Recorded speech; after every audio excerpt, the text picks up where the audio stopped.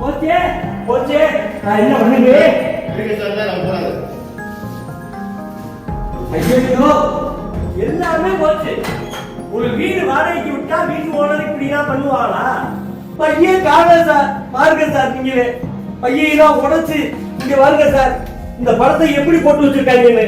என்னோட கலைமாமணி விருத காணா, கதறி துடித்த கஞ்சா கருப்பு. பையன் காண சார், பாருங்க சார், நீங்களே பையெல்லாம் உடைச்சு இங்க பாருங்க சார், இந்த படத்தை எப்படி போட்டு வச்சிருக்காங்கன்னு. எல்லாமே போச்சு. ஒரு வீடு வாடகைக்கு விட்டா வீட்டு ஓனர் இப்படிதான் பண்ணுவாங்களா? எந்த ஊர்ல நான் இருக்கு சார்? எனக்கு படப்படன்னு வருது சார். நான் ஆஸ்பத்திரிக்கு போறேன், நீங்க தப்பா நினைச்சுக்கிறாங்க. வாடகை வீட்டு உரிமையாளர் மீது குற்றச்சாட்டு. ஒருத்த வீட்டுல வாடகைக்கு இருந்தா ஓனர் சட்டு தீரி திருட்டுத்தனம் பண்ணுவாங்களா? கஞ்சா கருப்பு மீது வீட்டின் உரிமையாளரும் குற்றச்சாட்டு.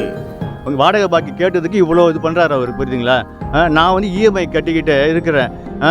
ஒருத்தர் பப்ளிக்கை எதுவுமே சப்போர்ட்டுமே இல்லாத ஒருத்தனை இப்படி டார்ச்சர் பண்ணா என்ன அர்த்தம்? அவரு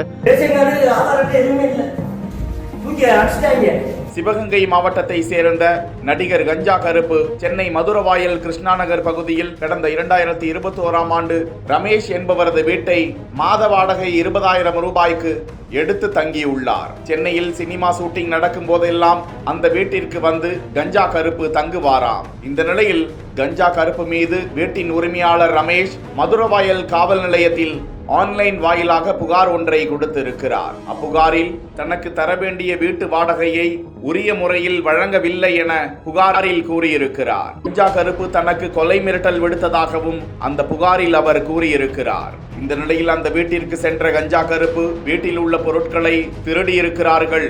கலைமாமணி விருதை காணவில்லை.